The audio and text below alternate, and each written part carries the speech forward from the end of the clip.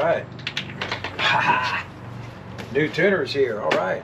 Hey, what's up, everybody? Hey, you want to take a tour of my studio? Well, come on. I'll be glad to show you. Let's do it. Okay, so I just stepped into the front door. Let's get started. I'll start right here with this. That is a nice pork pie drum throne. I do love this thing. And that is a Mapex Armory bass drum. And that is also a Ludwig piccolo snare. And that is a Vic Firth practice pad. So what I like to do, guys, I'll move this drum set over just for practice right in front of my TV set here, which, well, it's my computer monitor right now. I use it as both, of course, like a lot of people do. And I'm able to practice right in front of my favorite YouTube videos, watching some of my favorite drummers, like Rob Brown, for example. He's a really good drum teacher, in my opinion. So anyway, this normally in my house is the dining room area, but since I decided to put a recording studio in here, it's what I call the control booth area.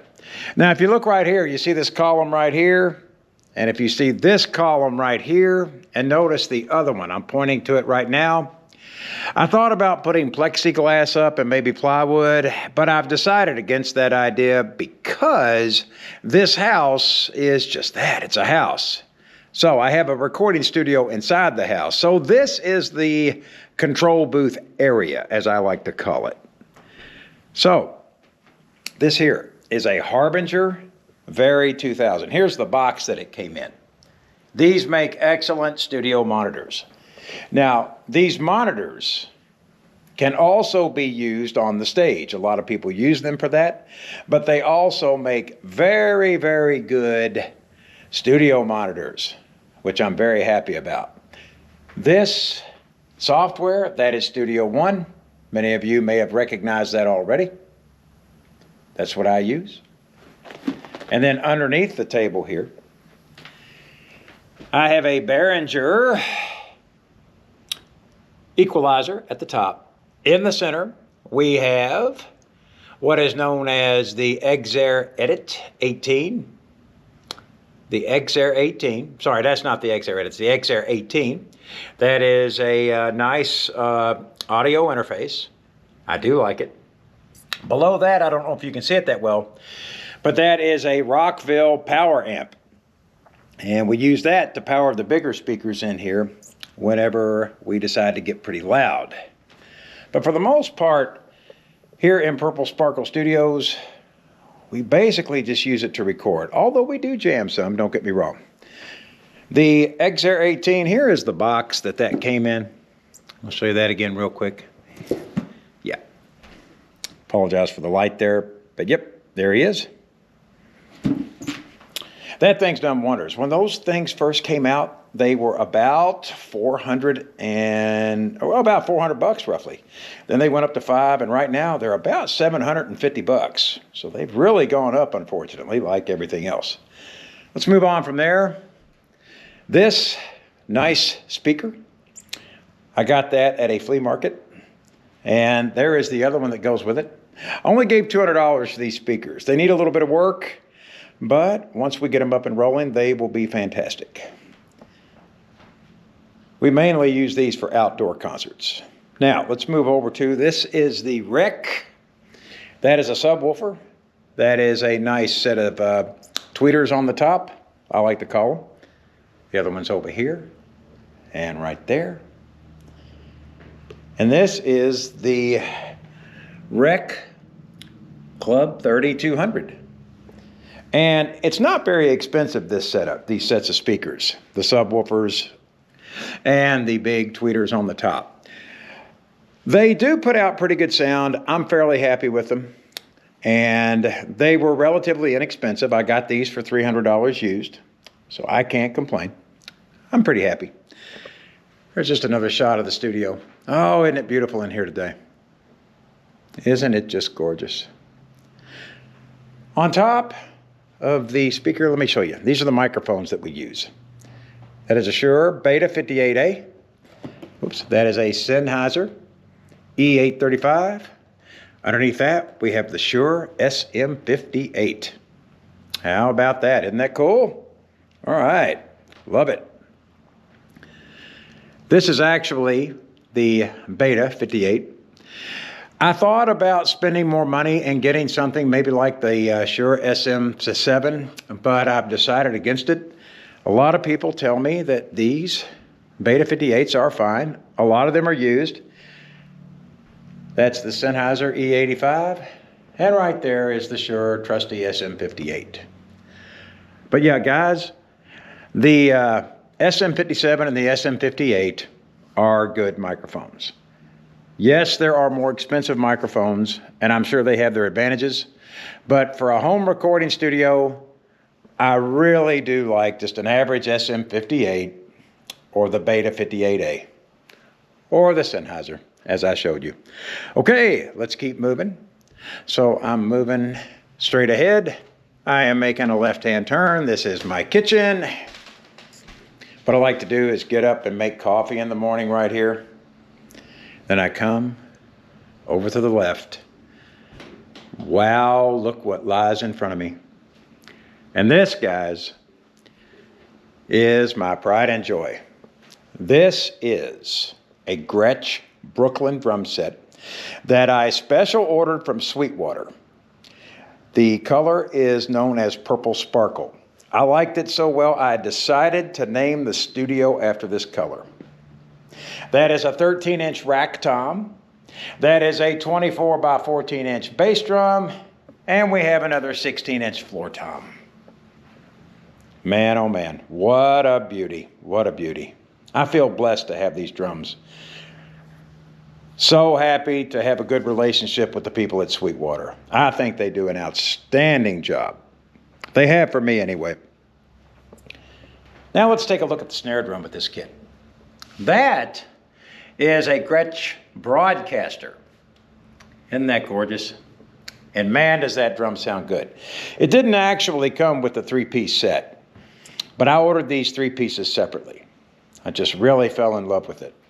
The Gretch Brooklyns, in my opinion, sound a lot like Ludwig's, and that's fine. Ludwig's a great drum, and so is Gretch. Okay, now, look at the Gretch drum throne. Isn't that thing gorgeous? I ordered that from Sweetwater also. I just had to have a Gretch drum throne.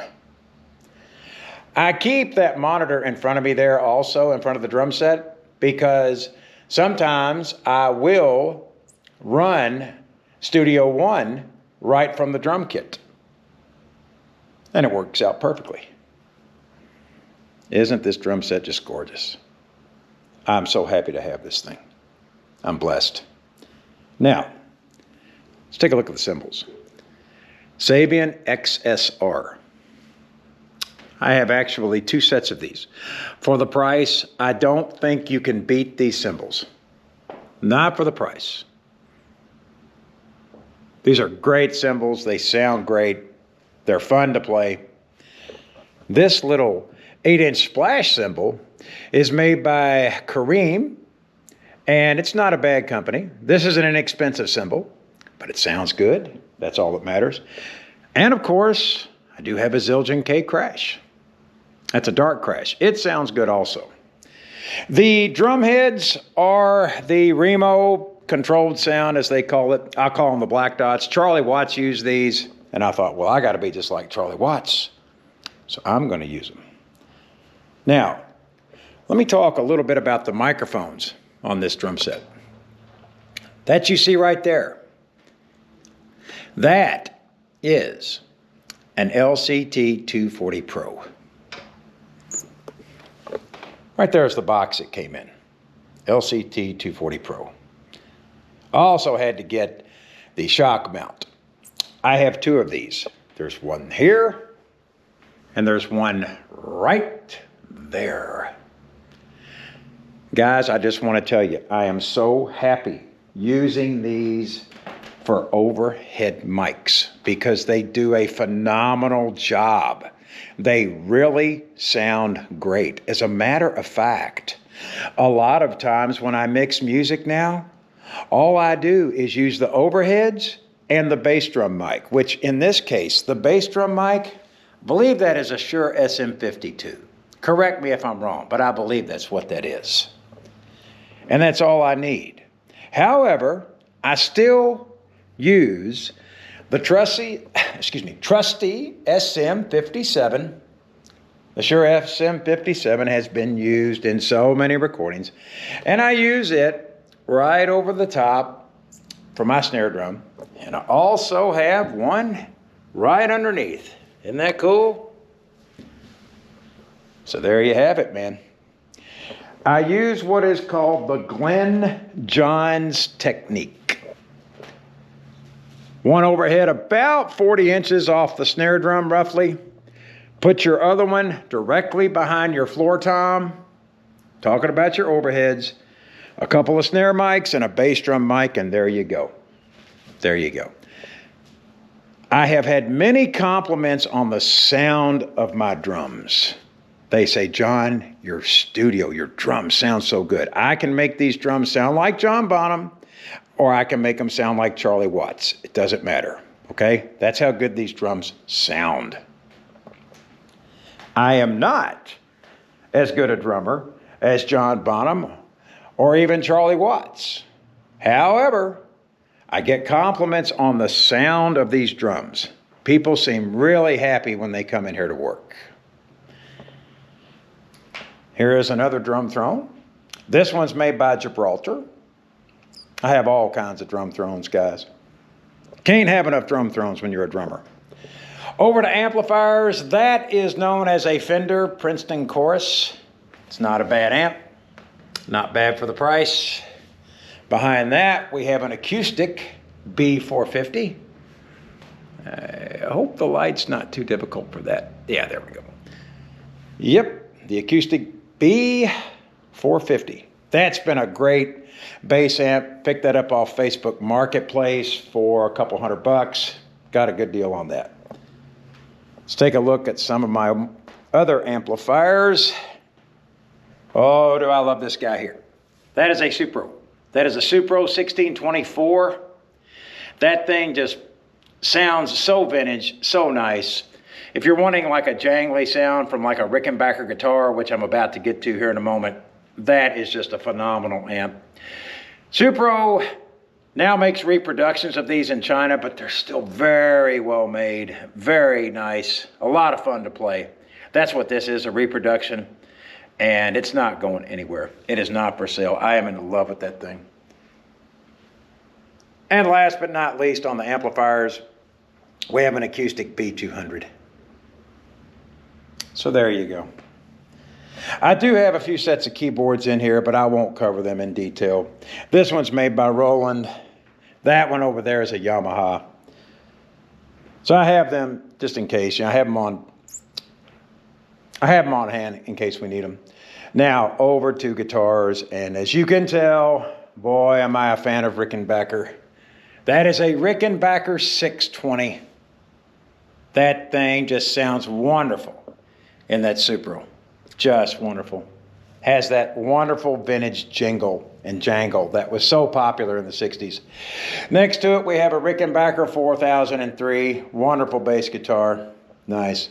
Next to that, from the folks at Sweetwater, again, I purchased that this year. Isn't that nice? That is a Rickenbacker 360 6-string. Love that thing. And next to it, another Rickenbacker. This is a 350. I purchased that this year also from the folks at Sweetwater. They give me good deals. I do a lot of business with them. I think they're a good company, like I said. What I love about this guitar, oh, look at the toaster pickups. That's what Rickenbacker's really famous for. The toaster pickups. Next to that, last but not least, that is a Dan Electro 12-string. Dan Electro. Dan Electro is known in Purple Sparkle Studios as a poor man's Rickenbacker.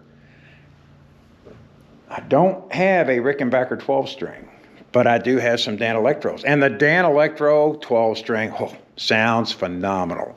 So if you can't afford a Rick right now and you want a 12, do consider a Dan Electro. I don't think you'll be disappointed.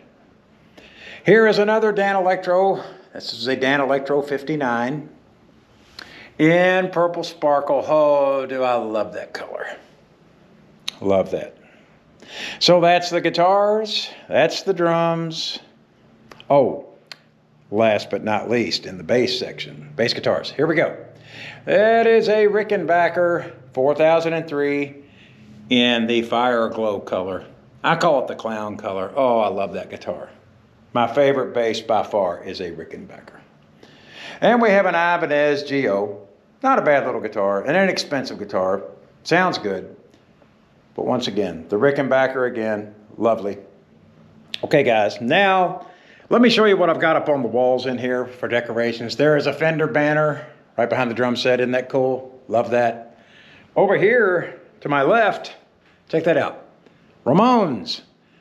That poster's about a 3.5 by 5.5 roughly. And I purchased that, I think, in 1986. I think I was 19 when I bought that poster. Cannot find those anywhere now. Another Gretch advertisement. Nothing like a good Gretch. And, of course, there's Dan Electro again. Blackout 59. And I have the one in the center there, the purple sparkle. Marshall amplification. We've all heard of Marshall. Now, check up here. Told you I'm a Rickenbacker fan. Ha-ha, look at the size of that banner. 6 by 4, roughly. Yeah, 4 feet by 6 feet. Love that thing. Then over here, we have the Gibson. Yeah, that's just a Gibson advertisement. I'm not a Gibson fan at all. Not knocking Gibson. If you have a Gibson, more power to you. I don't care for them. They don't stay in tune well. And there is a PV advertisement also. So there you go. But now, check that out. That is by far and away my favorite banner in this studio. Cheap Thrills. Sex, dope, and cheap thrills. You know who that is, guys? Take a guess. Janis Joplin. And her best music, in my opinion, was made with this rock band, Big Brother and the Holding Company.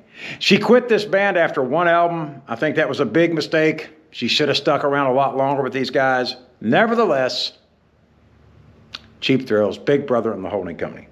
Let me do something for you here real quick. Let me turn off the chandelier and let's just take a look at this now. Oh yeah.